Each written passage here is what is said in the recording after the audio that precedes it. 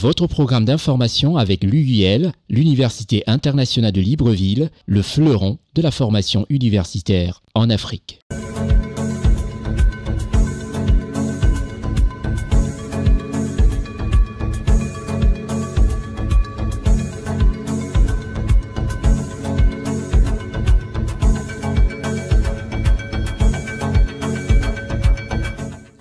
Merci d'être au rendez-vous panafricain de l'information politique, économique et surtout touristique. Je suis Constieka. Pendant 60 minutes, nous aurons un bonheur partagé d'écouter et de regarder toute l'information du continent qui nous amènera au Congo, au Gabon, au Mali, au Tchad, au Sénégal, en Côte d'Ivoire, au Cameroun et aussi en France où a été brillamment représentée la Côte d'Ivoire par un de nos ministres, un ministre efficace qui parle du bâtiment et du climat. Cette émission n'est autre qu'une plateforme qui vous permet de suivre comme ça toute l'actualité panafricaine. Et quand on parlera du Congo, ce sera une manière d'apprécier les prouesses que fait C-Direct, notre partenaire du côté du Congo. Pour l'heure, l'émission, c'est le Constieka All Week News. Merci d'être des nôtres. Tout de suite, le Cameroun, le pays du président Paul Biya. Au Cameroun, la célébration du 8 mars à Douala, une célébration pour marquer la 39e édition de la Journée des droits de la femme de manière assez spéciale. Quand on sait qu'au Cameroun, cette journée est toujours assez spéciale. Des pagnes sont confectionnées pour les défiler dans toutes les régions du Cameroun. Allons-y voir ce qui s'est passé à Douala pour ce 8 mars, Journée mondiale des droits de la femme, la Journée internationale des droits de la femme, sous la caméra de Stéphane Négou et un reportage de Raoul Sankoué. La célébration de la 39e édition de la Journée internationale des droits de la femme était riche en couleurs et en engagement dans la ville de Douala, capitale économique du Cameroun. Les femmes parées de leur pagne du 8 mars aux couleurs vert, rouge, jaune se sont retrouvées à la place du défilé de la BCK, autour du gouverneur de la région du littoral, Samuel Dieudonné Iva Diboa, du maire de la ville, du préfet départemental du Vouri, les autorités traditionnelles et religieuses, ainsi que plusieurs autres personnalités pour inviter ces derniers à investir davantage en faveur des femmes afin d'accélérer le rythme du développement du pays. Le gouverneur de la région du littoral n'a d'ailleurs pas manqué d'encourager les femmes dans leurs actions. Qu'il me soit tout d'abord permis de dire merci à Madame déléguée régionale de la promotion de la femme et de la famille pour ses propos aimables tenus à mon endroit, ainsi qu'à l'ensemble des personnalités ici rassemblées à la tribune. Je m'empresserai de rassurer Madame le délégué que le mari n'est nullement ennemi de la femme et que le premier mari de la femme, c'est le mari.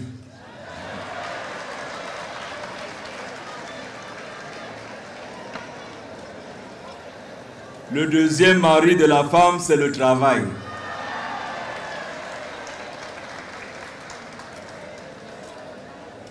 Qu'il vous plaise d'interroger toutes les dames qui n'ont pas de mari et qui vous diront que son premier mari, c'est le travail, c'est faux. Elles sont à la recherche d'un mari.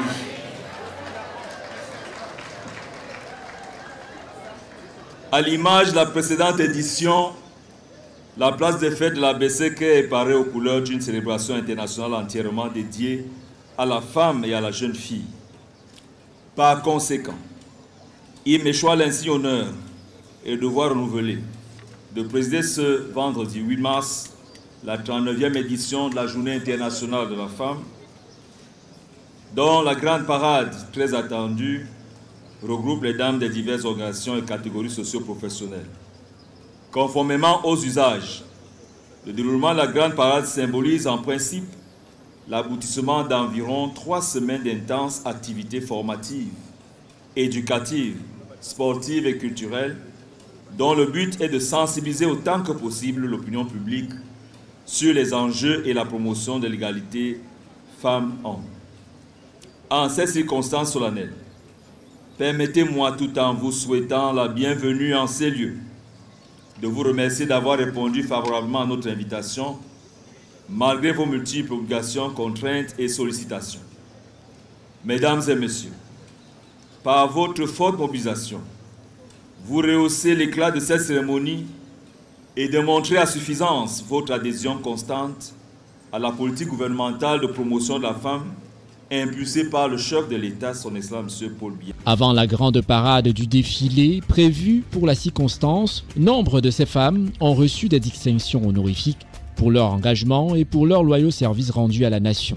L'intégration de la femme dans les hautes fonctions se fait de plus en plus ressentir, notamment dans le secteur des forces armées et de défense nationale, dans le domaine de la médecine, de l'éducation, de l'entrepreneuriat et dans les cercles fermés de prise de décision. Toutefois, les femmes demandent encore plus de reconnaissance. Nourane Foster, députée PCRN. La thématique de cette année est très intéressante. Investir dans la femme afin d'accélérer son progrès, c'est extrêmement important. Pour moi, ce n'est pas un investissement qui est fait à base d'argent, mais c'est plutôt l'éducation de la femme, l'épanouissement de la femme, l'occupation de la femme d'autres postes beaucoup plus intéressants dans notre pays, des postes de leadership bien sûr. C'est investir dans la femme en la mettant en devant de la scène, c'est très important. Il ne faut pas oublier que c'est les femmes qui nous éduquent après tout. Nous sommes les mères, c'est nous qui éduquons tous ces présidents, ministres, gouverneurs, etc. On a besoin d'avoir une très bonne éducation pour pouvoir mieux les éduquer. Mais également, la femme a le devoir de transmettre à cette génération qu'elle éduque la connaissance ou le savoir de l'égalité homme-femme. Parce qu'on est aussi dans ce thème-là, c'est à la maman de le faire. Une chose également extrêmement importante, il ne faut pas que les femmes oublient que cette journée a été créée pour pouvoir célébrer le droit de la femme au vote. À une certaine époque, la femme ne pouvait pas voter et des femmes ont manifesté dans le monde entier pour pouvoir permettre à la femme aujourd'hui de voter. Mais également d'améliorer les conditions de travail des femmes, c'est extrêmement important. Tout à l'heure, Madame le délégué le disait, on n'a pas de femmes gouverneurs par exemple de région, c'est bien triste, pourtant on est capable de le faire. On a très peu de femmes préfets, c'est des choses sur lesquelles il faut travailler, il faut donner de la place à la femme. Et c'est vrai que les gens parlent d'égalité, moi je parle d'équité plutôt dans le sens où il faut mettre les femmes de plus en plus en avance à des postes de responsabilité parce qu'elles peuvent le faire, elles peuvent montrer de quoi elles sont capables, elles ont lutté pour ça et en plus on est plus nombreuses. Il y a donc urgence de mettre les femmes au premier rang pour un développement plus dynamique et inclusif de la société.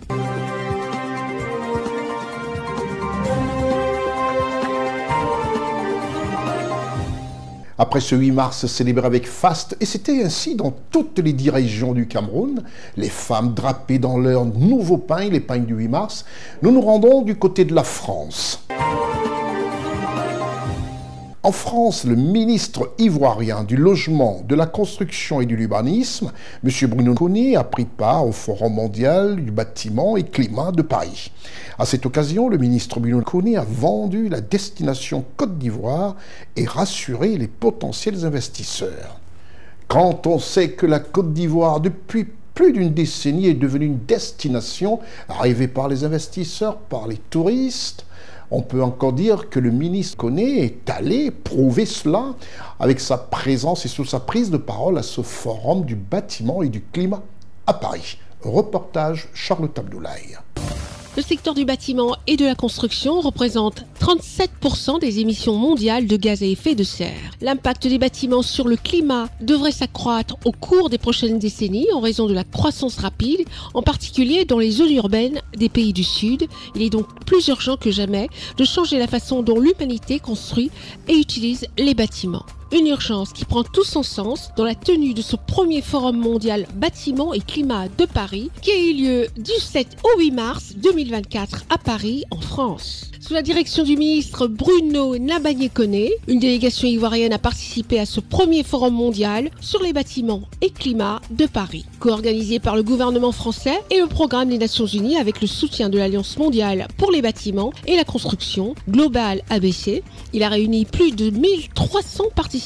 Les ministres en charge de la construction et de l'environnement issus de 70 pays ont réfléchi à des actions concrètes. Le ministre ivoirien de la construction, du logement et de l'urbanisme, M. Bruno Nabagné-Koné, invité d'honneur à ce forum, a endossé la déclaration de Chaillot. Nous sommes exprimés au nom de la Côte d'Ivoire pour dire notre soutien fort à cette déclaration de Chaillot, mais nous nous sommes également exprimés au nom des membres de l'Alliance que nous conduisons au niveau africain. Donc nous continuons d'être dans cette mouvance-là, de porter la voix africaine pour tout ce qui concerne l'action des ministres en charge de l'urbain dans le domaine climatique. Les ministres signataires de la déclaration de Chaillot ont rappelé qu'avec l'accélération du changement climatique, les bâtiments seront de plus en plus exposés aux risques liés au climat. Ces risques touchent en particulier les pays et villes en voie de développement. D'après le ministre ivoirien de la Construction, du Logement et de l'Urbanisme, M. Bruno Nabagné-Koné, derrière l'enjeu climatique se trouve un enfouissement économique qui nécessite l'implication des décideurs locaux africains. Nous avons évidemment entrepris un grand nombre d'actions au plan local, mais nous avons également besoin du soutien de l'international, du soutien au plan technique, du soutien au plan financier. Et nous nous sommes enrichis très fortement à l'occasion des échanges que nous avons eus ici, l'expérience des uns et des autres sur les actions menées. Et puis nous en profitons également pour lever le plus haut possible le drapeau de notre pays, parce que chaque occasion de ce type permet à la Côte d'Ivoire de s'affirmer, d'affirmer son leadership. La déclaration de Chaillot est essentiellement consacrée à l'atténuation des émissions de CO2 dans le secteur du bâtiment qui comptabilise à lui seul près de 21% de l'émission de GES, gaz à effet de serre, et l'adaptation aux impacts du dérèglement climatique. Elle comporte également des paragraphes sur les économies d'eau et d'énergie, la réduction autant que possible des installations de climatisation en privilégiant la circulation d'air à l'intérieur des bâtiments.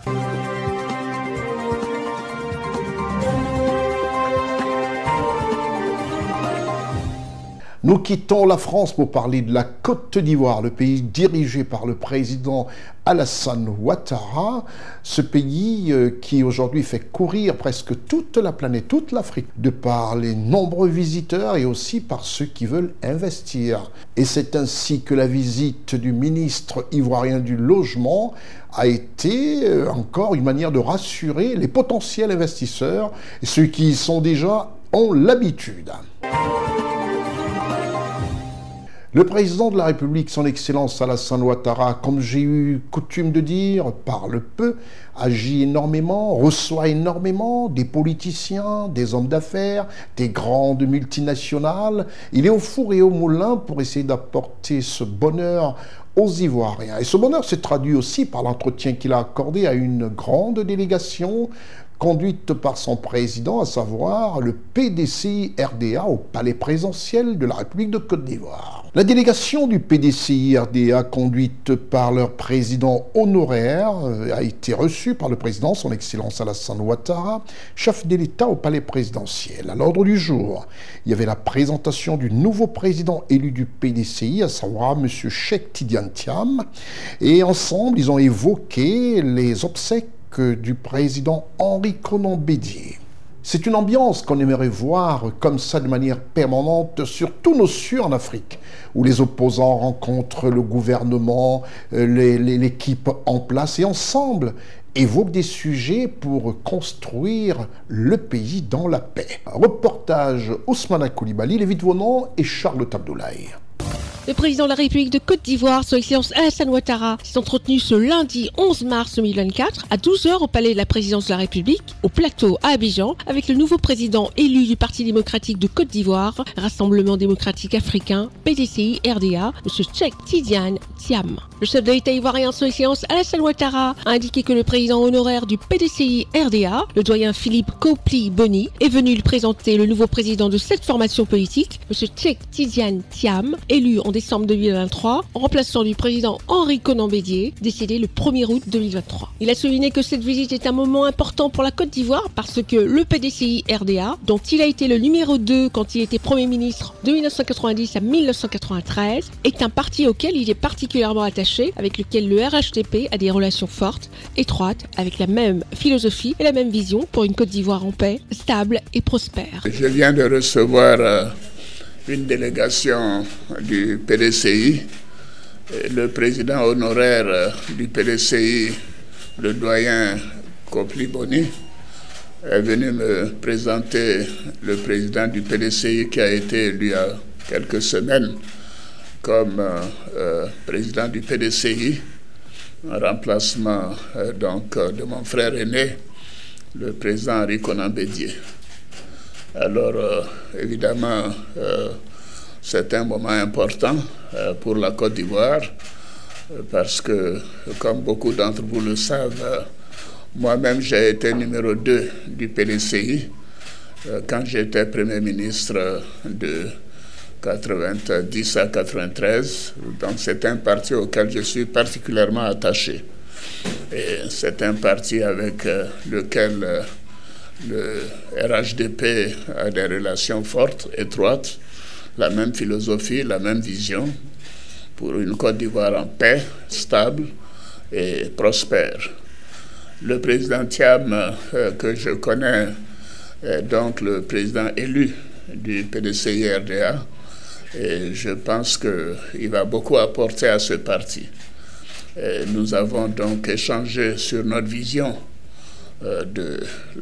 du pays, faire en sorte que ce pays continue dans la paix et que les choses se déroulent conformément à la vision commune que nous avons de la démocratie et de la paix pour la Côte d'Ivoire. Le président Thiam nous a également informé de la décision de la famille du président Henri Konan Bédié et du PDCI de la période des obsèques de feu le président Henri Konan Bédié, mon aîné. Et la date, je crois, est fixée du 20 mai au 2 juin de cette année. Donc je voudrais dire que, bien évidemment, la présidence jouera toute sa part. Et moi-même, en tant que jeune frère le président Henri Konan Bédié, je serai disponible pour apporter tout mon soutien à ces obsèques. Monsieur le Président, toutes mes félicitations pour votre élection. Vous pouvez compter sur moi, non seulement en tant que chef de l'État, mais également en tant que président du RHDP. Je vous laisse la parole. Le président élu du PDCI-RDA, M. Cheikh Tidiane Thiam, a indiqué être venu présenter ses civilités au chef de l'État, solliciter ses conseils pour la nouvelle mission et échanger avec lui sur les visions d'une Côte d'Ivoire en paix, ainsi que sur les obsèques du président Henri Konan Bédié, prévues du 20 mai au 2 juin 2024. Merci, Monsieur le Président. Monsieur le Président, Mesdames, Messieurs, comme le Président de la République vient de l'indiquer, nous avons eu l'honneur d'être reçus par lui ce matin. Le président honoraire Kopi Boni a tenu à présenter au président de la République le nouveau président élu du PDCI que je suis. Et nous avons échangé. Je suis venu présenter mes respects au président, mais aussi le saluer en tant que frère aîné qu'il a toujours été pour moi. Comme il a dit, nous nous connaissons depuis des années. Et solliciter une nouvelle fois ses conseils et ses avis dans la tâche qui m'est confiée à la tête d'un parti où lui-même a été, comme il vient de rappeler, le numéro 2.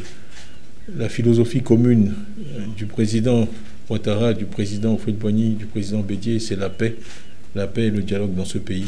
Donc j'ai tenu à l'assurer de ma disponibilité pour l'aider dans la tâche qui est la sienne et continuer à assurer le progrès de la Côte d'Ivoire après tous les progrès réalisés sous sa conduite. Donc nous sommes parfaitement en phase sur ces points-là. Et les circonstances font que nous avons dû évoquer également les obsèques du président Bédié, qui est donc le second président que nous perdons en tant que pays. Et donc le président Ouattara nous a assuré de son soutien, de sa disponibilité et de celle de l'État pour donner au président Bédié des obsèques dignes de la contribution qu'il a apportée à ce pays. Le président Ouattara, à l'occasion, a souligné d'ailleurs plusieurs anecdotes que nous ignorions sur différentes choses que le président Bédié a fait et sur la nature des relations qui les liaient. Et donc je souhaite, moi, m'insérer dans ce cadre-là et pouvoir avoir des échanges réguliers avec le président de la République, comme je l'ai dit, bénéficier de ses conseils et travailler également avec nos frères et amis du RHDP. Nous sommes des partis oufouettistes, tous les deux, et nous devons œuvrer ensemble pour continuer à guider la Côte d'Ivoire sur le chemin du développement et le chemin de la paix.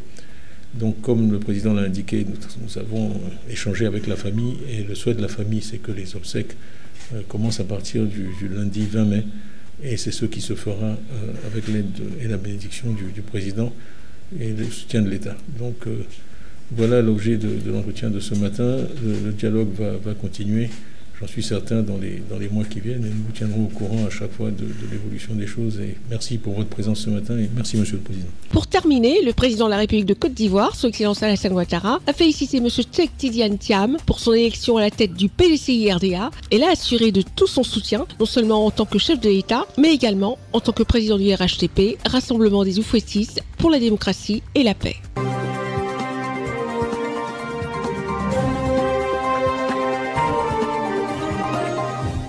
Voilà, qui augure un avenir meilleur. Le PDCI fait les choses dans les normes comme il se doit.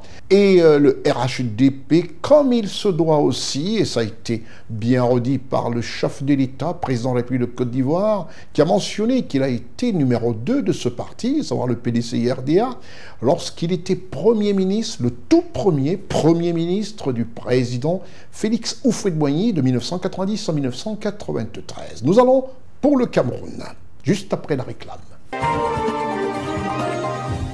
Au Cameroun, le pays du patriarche Paul Biya, nous allons parler de sécurisation. La sécurisation des données informatiques au Cameroun pour surtout préserver les entreprises contre les hackers et toute forme du piratage a été à l'ordre du jour. Ce fut une grande conférence qui a réuni des experts pour préserver ainsi les données informatiques de plusieurs entreprises exerçant au Cameroun.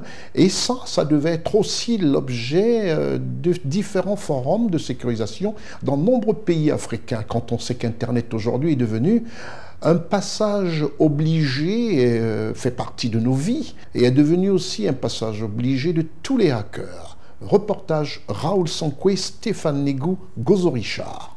Protéger les ressources les plus précieuses des entreprises, tel est l'objectif de Trust System. L'entreprise spécialisée dans la sécurisation des données informatiques a animé un atelier sur le renforcement de la sécurité informatique, avec pour but d'aider et accompagner les entreprises dans la protection de leurs données enregistrées dans le réseau informatique. Comme on dit souvent, il n'y a jamais 100% de sécurité, il n'y a jamais zéro risque. C'est vrai qu'on a un mécanisme de sécurité qui est vraiment performant, mais on peut l'améliorer davantage. Vu que les technologies avancent, les hackers évoluent aussi en termes de techniques d'attaque. Et Oracle aussi propose des choses évoluantes en fait. Donc voilà, ça peut être l'une des raisons pour laquelle on va peut-être se retourner vers là. Surtout la partie cloud, je vais parler de la partie cloud. Surtout qu'ils sont parmi les leaders en termes de technologie dans le cloud. Durant cet atelier, les participants ont exploré les possibilités technologiques résultant de la fusion entre le monde on-premise, pilier de la stabilité opérationnelle, et le cloud Oracle, un horizon infini d'agilité et de flexibilité. Je crois que l'enjeu est assez vaste parce que très peu d'entreprises sont même au courant des menaces qui pèsent sur leurs données. C'est déjà ça, prendre conscience des risques auxquels les entreprises sont exposées. Ça, c'est un problème, un gros challenge. Maintenant, cette séminaire, c'est une première étape. L'autre enjeu, c'est après se faire accompagner par des sociétés, par des leaders, Oracle étant leader, Trust Systems étant le partenaire stratégique pour ces problématiques de sécurité. C'est de trouver des bons partenaires. Nous sommes là pour aider des PME à faire face à ces enjeux-là et à avoir des solutions pour l'avenir, pour leur donner. Un accent particulier a également été mis sur les solutions de sécurité capables d'ériger les barrières numériques impénétrables pour la protection de données numériques. Oracle est une très grosse structure dans le domaine de la technologie et de l'innovation informatique. Aujourd'hui, Oracle a entrepris sa marche vers le cloud il y a de cela quelques années et de manière fulgurante, elle touche à tous les secteurs d'activité.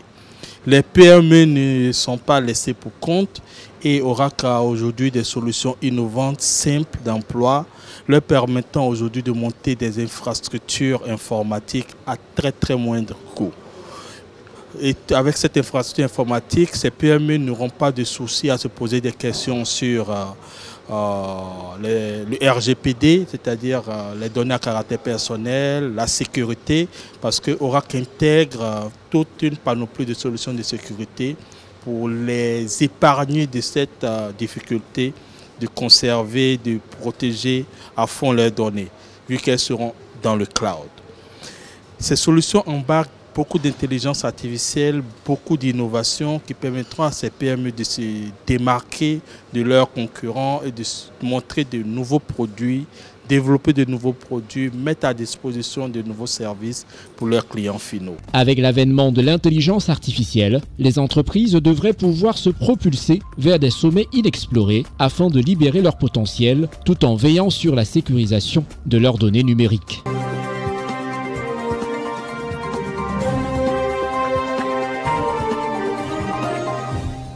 Voilà qui fait plaisir à toute la planète qui regarde ce programme constitué Call Week News.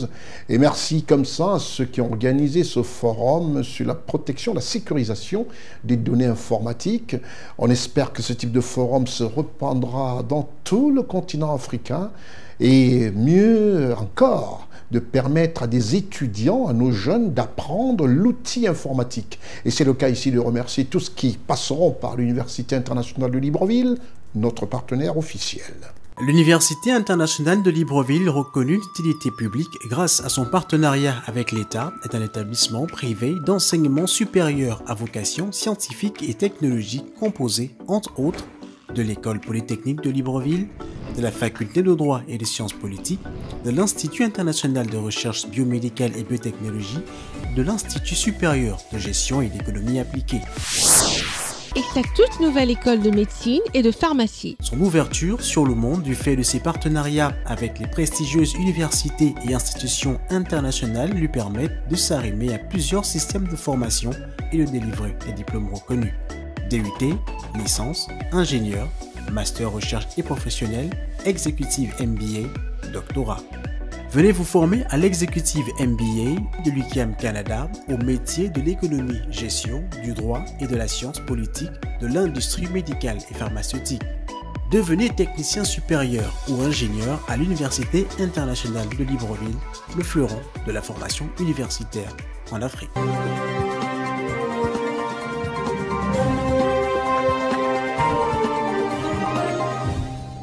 Quand on sort de cette Université internationale de Libreville, on est tout de suite happé par le monde professionnel, à savoir le marché du travail, parce qu'on est bien formé. On a des professeurs aguerris à la formation universitaire. Nous allons au Sénégal, le pays de Macky Sall, du président Macky Sall, pour encore quelques semaines.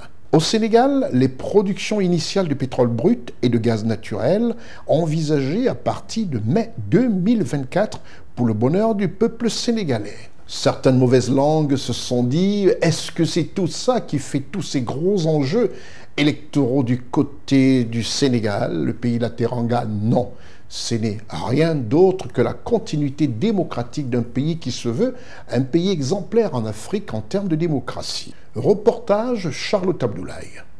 Il est un peu plus de 10 heures quand l'hélicoptère transportant à son bord M. Antoine Félix Abdoulaye Diome, ministre du Pétrole et des Énergies du Sénégal et sa délégation a atterri sur le FPSO Léopold Sédar Senghor. L'unité flottante de production, de stockage et de déchargement du gaz naturel liquéfié du projet GTA est arrivée sur le champ pétrolier de Sangomar le 10 février dernier. Pour ce qui est du projet pétrolier Sangomar, il affiche un niveau d'avancement de l'ordre de 95%. Le FPSO Léopold Sédar Senghor ayant été livré en février dernier, les parties prenantes prévoient la production initiale du site entre mai et juillet 2024. La visite du ministre du Pétrole et des Énergies du Sénégal, M. Antoine Félix Abdoulaye Diome, sur le FPSO Léopold Sédar Senghor, a commencé par la présentation du site des opérations, ensuite visite guidée des différentes installations unités flottantes de production, de stockage et de déchargement du gaz naturel liquéfié. Après une visite guidée, nous avons pu nous rendre compte sur site de l'avancée du projet.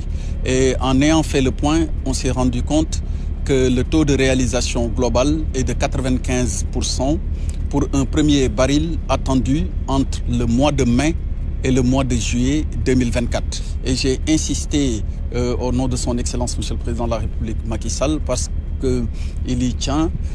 Il tient à ce que le First Oil soit livré conformément au calendrier qui a été retenu et les ingénieurs qui sont sur site s'attellent à l'atteinte de cet objectif. Et ils ont tenu des propos très rassurants parce qu'ils ont effectivement expliqué que le chantier se passe, l'exécution du chantier s'effectue normalement. L'État du Sénégal et la filiale Woodside Energy, opérateur du projet Sangomar, ont franchi une nouvelle étape dans l'exploitation du pétrole. Notre bassin sédimentaire est encore sous-exploré. Sur un ensemble de 32 blocs répartis sur le territoire terrestre et le territoire maritime, 21 blocs sont encore libres. Pour les blocs qui font l'objet d'attribution et pour ceux sur lesquels des découvertes ont été déjà réalisées, il y a beaucoup de choses encore à apprendre et à découvrir au fur et à mesure que l'exploitation se fera. Un peu plus d'une vingtaine de Sénégalais travaillent actuellement sur la plateforme, l'une des composantes du FPSO Léopold Sédar Senghor, et l'unité de comptage. Elle permet de bien préserver les intérêts du Sénégal. Quand on sort le pétrole, il faut savoir qu'est-ce qui est sorti, qu'est-ce qui est traité et qu'est-ce qui est commercialisé. Et pour bien assurer la défense des intérêts, ou en tout cas bien préserver les intérêts de l'État du Sénégal, mais aussi de Petrosen, il y a en permanence sur le navire des équipes composées d'ingénieurs à la fois de Petrosen, mais également de la direction des hydrocarbures. Le champ pétrolier Sangomar, c'est environ 24 puits forés dans un réseau d'infrastructures sous-marines qui n'est pas sans risque. Vous savez, pour des projets de cette nature, d'une certaine complexité, mais impliquant des parties venant d'horizons divers, dont nos parents et amis les pêcheurs, il faut toujours discuter, expliquer pour la sécurité de tout le monde. De sorte qu'il va falloir, dans le respect des droits des uns et des autres, qu'il n'y ait pas de divergence fondamentale par rapport à l'approche, mais aussi par rapport à la pratique de l'activité de chacun. Et j'ai bien aimé les travaux de communication, d'interaction au quotidien qui se mènent entre l'ensemble des communautés. Le FPSO Léopold Sédar Senghor est l'élément central du dispositif d'exploitation du champ pétrolier Sangomar, qui est situé à 90 km du littoral au sud sénégalais.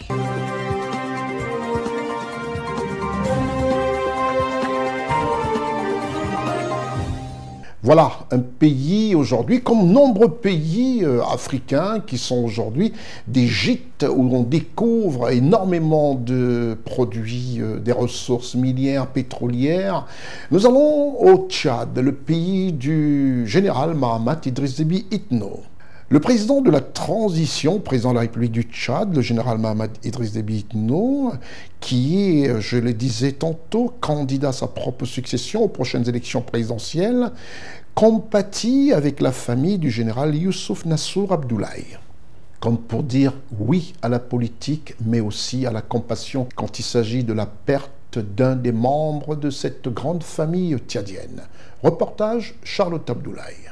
En ce premier jour du mois de Ramadan, le Tchad a perdu un de ses vaillants fils. Il s'agit du feu général Youssouf Nassour Abdoulaye, dit Bitangui, né le 1er janvier 1958 à Birdouani, dans le département d'Amdiaras. Feu général Youssouf Nassour Abdoulaye est décédé le 11 mars 2024 au Caire, en Égypte, à l'âge de 66 ans. Le président de transition, président de la République, chef de l'État, le général Mahamat Idriss Déby Itno, s'est rendu cet après-midi au domicile familial du défunt pour compatir avec la famille et lui présenter ses condoléances. Le chef de l'État tchadien a rendu hommage à un frère d'armes et un grand serviteur de l'État avant de prier pour le repos de son âme. Le président de la République du Tchad a tenu également à saluer la mémoire d'un homme d'une dimension exceptionnelle dans l'armée et un grand combattant de la liberté. Membre fondateur du mouvement patriotique du salut, feu général Youssouf Nassour Abdoulaye a consacré sa vie entière au service de son pays. Il a occupé de nombreuses fonctions au sein de l'armée nationale tchadienne, notamment en tant que commandant d'escadron général, premier conseiller de la DGSSIE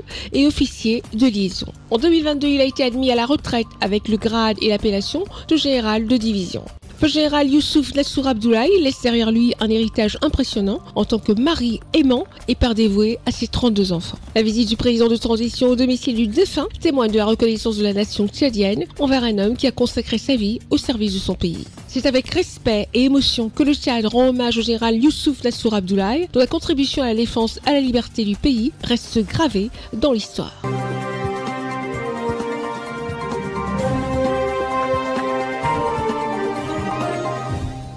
Après le Tchad, retour en Côte d'Ivoire, sans omettre de remercier ma jeune équipe dirigée par Ousmane Coulibaly, Lévite Vonan, qui sont toujours en train de sillonner et de capter tout ce qu'il y a de mieux pour vous, vous qui prenez de votre temps pour regarder ce programme constitué Carl-Week News, qui est cette émission hebdomadaire qui vous est proposée, vous permettant de comprendre et de mieux comprendre, pour ne pas me répéter, le continent africain et surtout les mérites de nos chefs d'État. Retour en Côte d'Ivoire où nous allons parler de ce mois de jeûne, cette période de jeûne.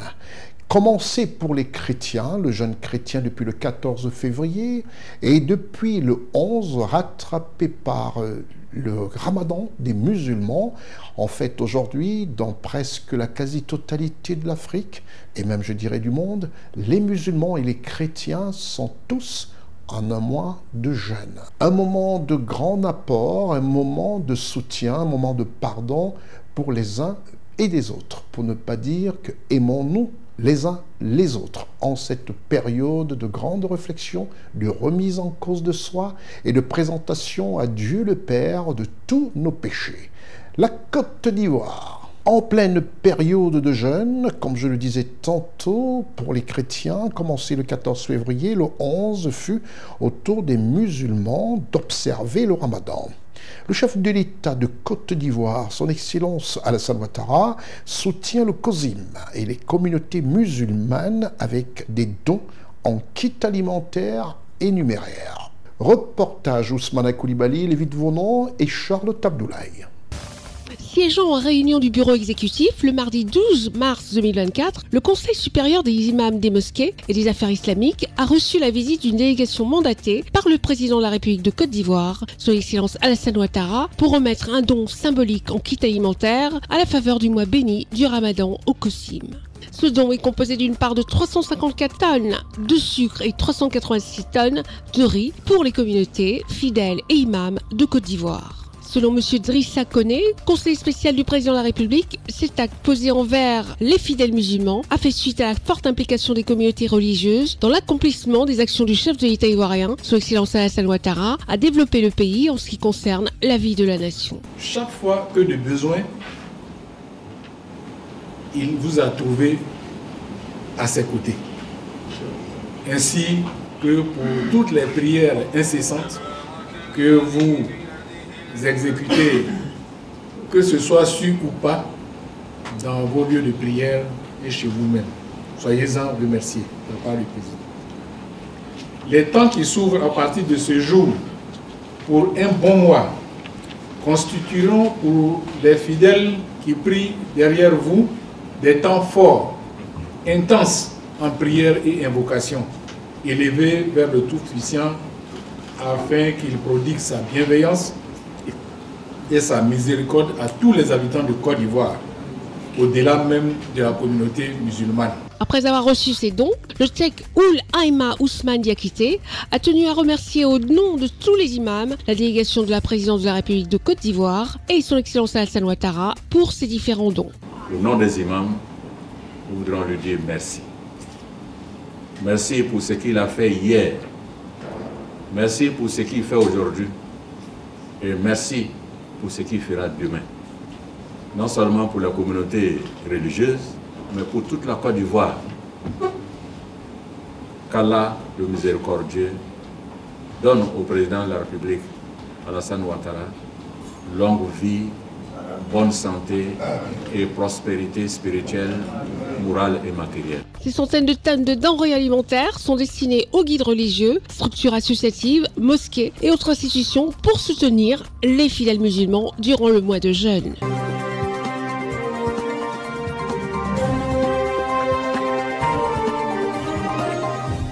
Pendant cette période de jeûne, toute l'équipe de CNN présente et souhaite un bon mois de Ramadan à tous les musulmans et une bonne continuité du jeûne du carême chrétien à tous les chrétiens, téléspectateurs et même ceux qui ne le sont pas de nos différents médias. Restez les nôtres, on se retrouve juste après la réclame. Nous allons tout de suite au Mali. Le Mali, le pays du président Assimi Goïta. Et au Mali, nous allons parler de la remise du rapport des États généraux de l'éducation au président de la transition, chef de l'État malien, le colonel Assimi Goïta. Reportage Charlotte Abdoulaye.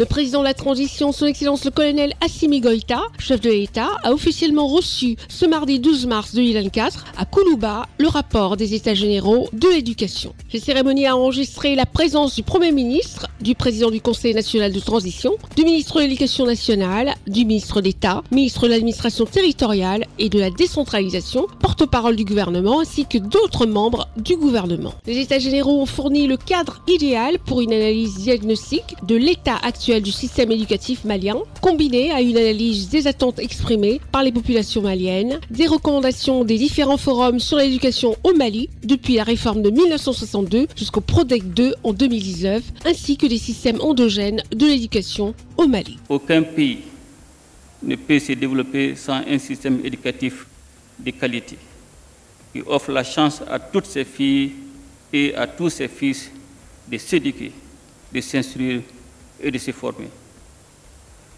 La Constitution du 22 juillet 2023, et que j'ai eu l'honneur de promulguer au nom de notre peuple, réitère le droit à l'éducation pour tous les enfants du Mali sans discrimination aucune.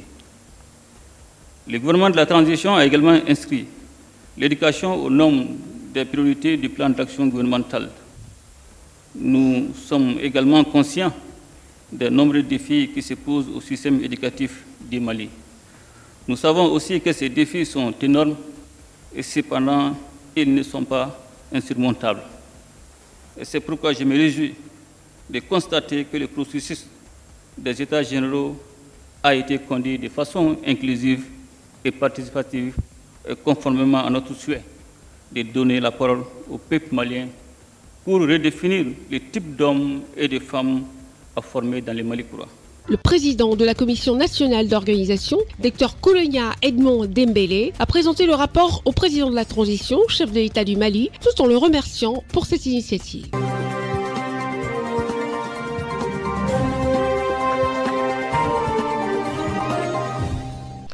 Après le Mali, nous faisons un petit saut en Afrique centrale, l'un des plus petits pays d'Afrique centrale, très riche de par ses capacités, ses ressources, et très riche aussi de par l'exemple démocratique donné à la planète avec l'arrivée du président de transition, Brice Clotaire Oligui Nguema. Le Gabon est un pays aujourd'hui qui sert un tout petit peu d'exemple dans la maîtrise et dans la tenue du gouvernement, qui a un souci permanent, à savoir l'apport du bonheur au peuple gabonais. Le président de la transition, chef de l'État du Gabon, le général Brice Clotaire Oligui Nguema, a présidé une réunion sur la vie chère au Gabon. Oui, le président accorde une importance particulière à ce que pensent les Gabonais, au bonheur qu'il doit leur offrir, quelles que soient les voies et les moyens, et toujours dans le respect de sa croyance chrétienne. Reportage Charlotte Abdoulaye. Le président de la transition, chef de l'État du Gabon, le général Brice Clotaire Oligui Nguema, a présidé une réunion de travail centrée sur la lutte contre la vie chère le lundi 11 mars 2024. En présence des hautes figures politiques du pays, dont le vice-président de la République et le Premier ministre, le gouvernement a présenté ses conclusions après un mois de débats intenses sur la révision des prix et des taxes. Cette réunion intervient alors que la hausse incessante des prix devient un problème majeur pour de nombreuses familles, menaçant sérieusement leur stabilité financière. Dans un effort concerté pour soulager le fardeau financier des ménages, le ministre de l'économie et des participations, M. Maïs Mouissi, a annoncé une série de mesures visant à stabiliser les prix des biens et services essentiels. Ça fait également plusieurs semaines que le président a instruit le gouvernement et m'a personnellement instruit d'engager une réflexion en vue de réduire un certain nombre de prix. Nous avons choisi de travailler avec méthode, dans le silence, en négociant pied à pied avec les opérateurs économiques en vue de parvenir à la réduction d'un certain nombre de prix de produits alimentaires, de matériaux de construction et en lien avec le transport sur une série ciblée d'articles. Nous sommes donc venus présenter au président les résultats de ces réflexions, les arrêtés qui ont été pris à la suite de ces travaux. Le principe étant de préserver le pouvoir d'achat des consommateurs, tout en se focalisant sur les facteurs qui participent à la flambée des prix, à trouver des mesures palliatives à ce fléau qui est considéré comme une récession économique. La vie chère dans notre pays a beaucoup de facteurs. Nous avons une économie extravertie qui importe une grande partie de ce que nous consommons sur le plan alimentaire. Ce qui fait que lorsque des producteurs étrangers augmentent les prix à l'étranger, nous avons une répercussion ici. Nous essayons de contrôler les prix par la fiscalité, mais lorsque les hausses à l'extérieur de notre pays sont beaucoup plus élevées, nous avons quelquefois des difficultés à les contenir. Donc là, nous avons accepté de faire en sorte que l'État perde 6 milliards de collecte de recettes. Ces 6 milliards, nous allons les injecter de façon à réduire à due proportion les dépenses de consommation des ménages via les baisses de prix que nous avons obtenues dans la négociation avec les opérateurs économiques. Pour soulager le fardeau financier des ménages au Gabon, une baisse considérable des produits de première nécessité sera observée dans les prochains jours. La baisse des prix va être effective à partir de lundi prochain.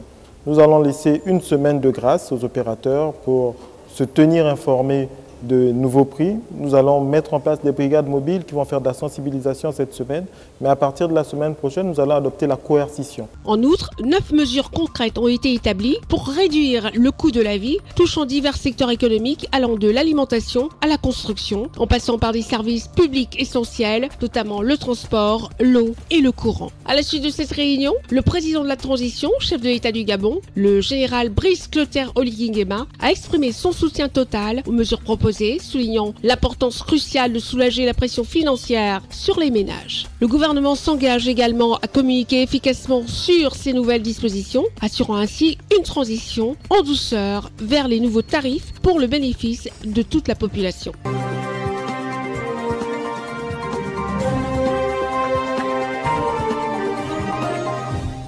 Après le Gabon, à vol d'oiseau, à peu près moins d'une heure de temps, nous allons au Congo. Le Congo-Brazzaville, celui dirigé par le président Denis Sassou Nguesso, président de la République du Congo.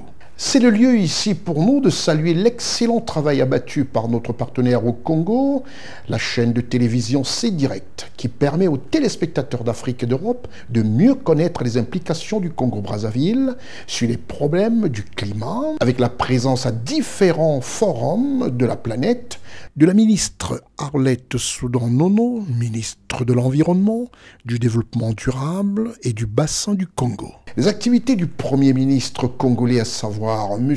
Kolinema Kosso, pour le grand plaisir des Congolais de l'intérieur et de la diaspora, grâce à la présence de C-Direct sur la quasi-totalité des bouquets analogiques et numériques de la planète. Une mention d'honneur pour la couverture des activités de son Excellence, le président Denis Sassou Nguesso.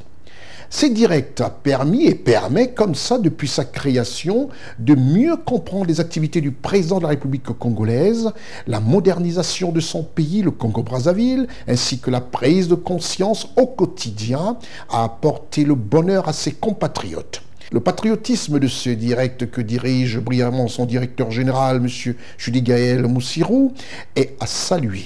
Son panafricanisme reconnu à travers notre collaboration, pour ne citer que celle-là, et son patriotisme inégalé font de ce média, C-Direct, la véritable fenêtre du Congo-Brazzaville qui s'ouvre au monde avec admiration. Je dirais comme son slogan, C-Direct, la télévision des deux Congos.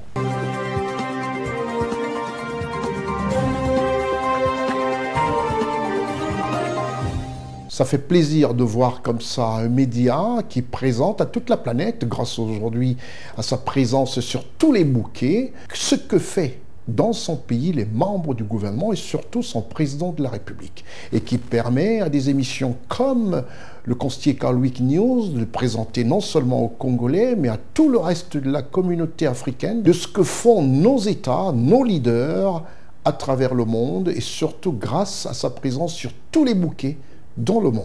Nous allons tout de suite en Côte d'Ivoire. Retour en Côte d'Ivoire où nous allons parler du Conseil des ministres.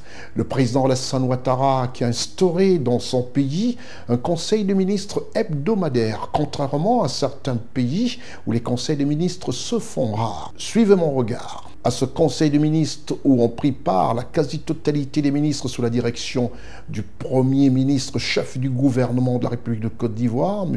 Begré Mambé, le président de la République, dans son souci, a évoqué de nombreux points. Le Conseil des ministres du gouvernement de la République de Côte d'Ivoire qui prouve à souhait la prise totale de l'État des problèmes des populations de Côte d'Ivoire. En présence du chef de l'État, son Excellence Alassane Ouattara, il ressort de ce Conseil des ministres du 13 mars une bouffée d'oxygène en actes concrets pour les victimes des déguerpissements de la ville d'Abidjan. Toujours fidèle à ces rendez-vous, l'équipe de reportage de CNN dirigée par Ousmane Koulibaly. Reportage Raoul Sankoué.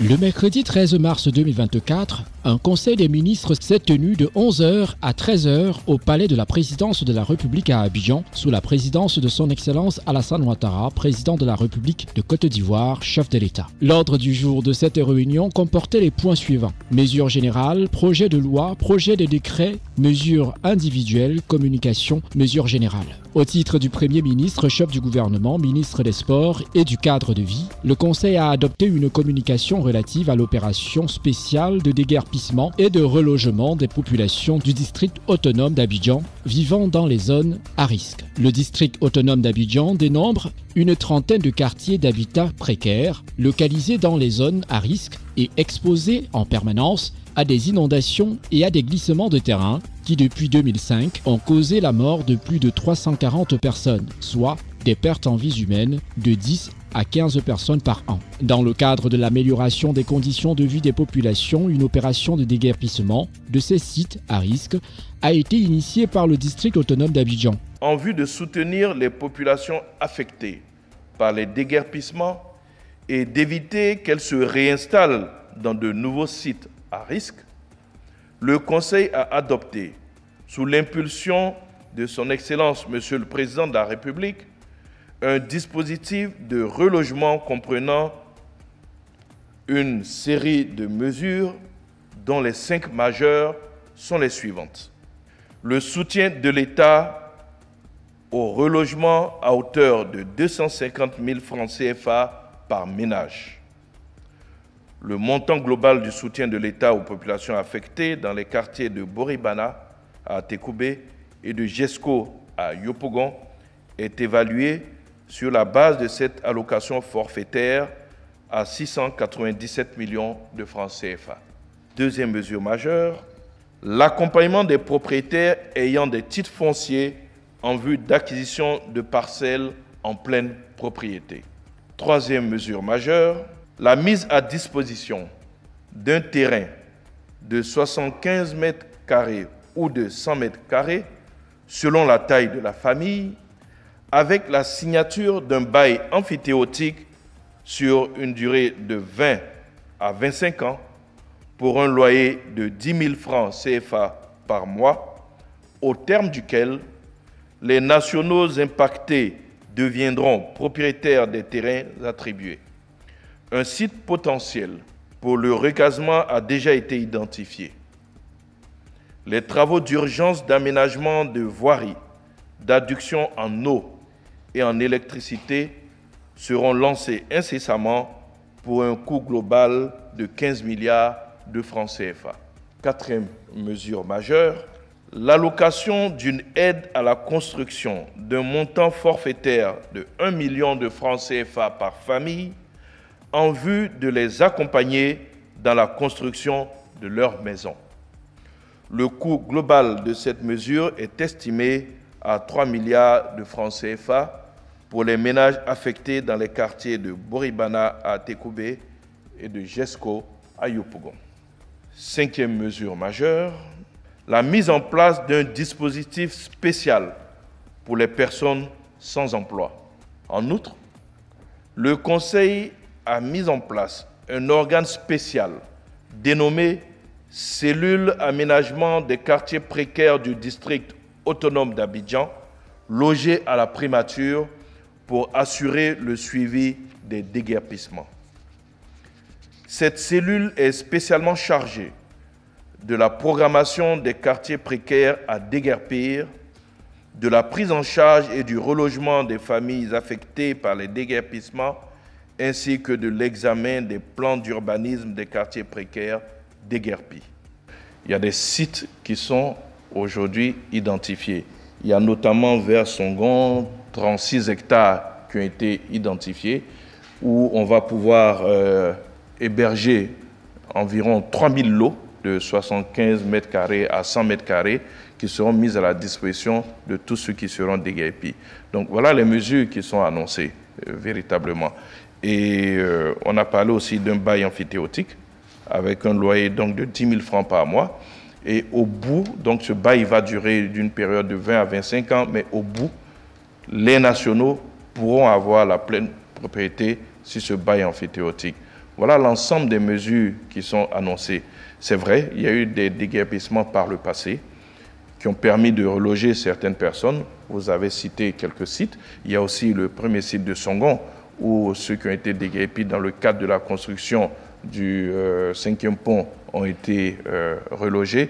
Mais il faudrait que les uns et les autres sachent que des mesures ont été prises pour éviter la fraude. Il n'y aura pas de double inscription. L'administration, c'est une mémoire. Il y a des gens qui ont déjà bénéficié d'indemnisation, qui ne sont pas partis et qui sont restés, bien qu'ils aient été indemnisés. Les dispositions sont prises pour éviter qu'il y ait de doubles indemnisations. Il y a ceux qui sont partis et qui ont mis leur maison en location là où ils ont été hébergés et qui sont revenus dans des quartiers précaires. Mais si vous avez déjà été identifié, vous ne pourrez pas bénéficier d'un double accompagnement. Au titre du ministère de l'Emploi et de la Protection sociale, le Conseil a adopté un décret portant modalité d'application des dispositions relatives au licenciement collectif pour motif économique. En application de la loi numéro 2015/532 du 20 juillet 2015 portant Code de travail, ce décret fixe les conditions et les procédures de licenciement collectif pour motif économique. Il détermine notamment les pièces exigibles et les procédures de saisine des instances compétentes selon les motifs prévus et pouvant être invoqués par l'employeur. En outre, au titre du ministère du Patrimoine, du portefeuille de l'État et des entreprises publiques, en liaison avec le ministère des Finances et du Budget, le Conseil a adopté une communication relative au projet de recensement et de sécurisation du patrimoine immobilier de l'État en Côte d'Ivoire et à l'étranger. Ce projet porte sur la mise à jour du fichier des biens immobiliers de l'État disséminés sur l'ensemble du territoire national et à l'étranger. Il s'agit,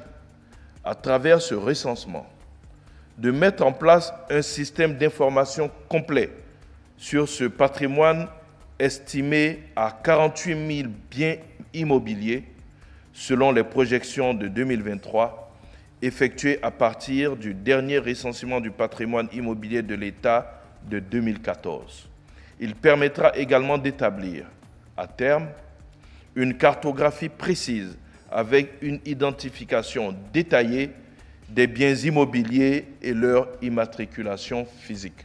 Un autre projet, adossé aux 10 projets, est relatif à la sécurisation juridique du patrimoine immobilier de l'État.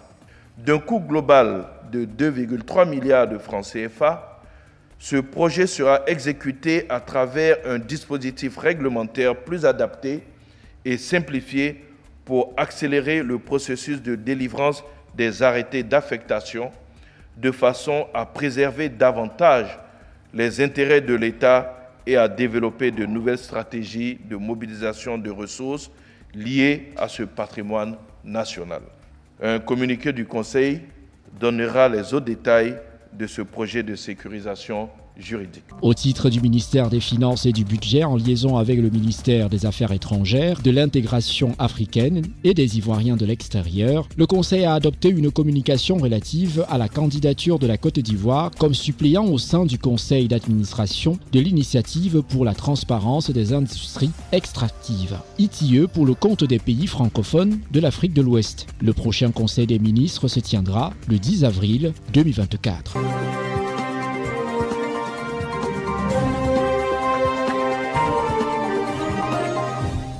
tout en vous remerciant d'avoir pris de votre temps pour regarder cette heure d'information politique, économique et touristique concernant l'Afrique et de voir ce que font nos différents leaders, nos différents chefs d'État et voir comment l'Afrique bouge. C'est le lieu pour moi de vous donner rendez-vous aux prochaines rediffusions et surtout 24 heures sur 24 sur www.cnntv.ci et n'oubliez pas en replay sur www.ciwebinfo.net. C'était votre programme d'information avec l'UIL, l'Université internationale de Libreville, le fleuron de la formation universitaire en Afrique. C'est terminé pour cette émission, tout en remerciant au son Raman Cole, Eric Bissek et Marcel Bassolet à la post-production des différents modules, Ousmane Koulibaly, Stéphane Nego, Raoul Sankoué, Lévite Vonan et Gozo Richard, sans oublier Charlotte Abdoulaye, pour préparer ce programme qui vous est offert toutes les semaines. Je suis Constieka. Au revoir.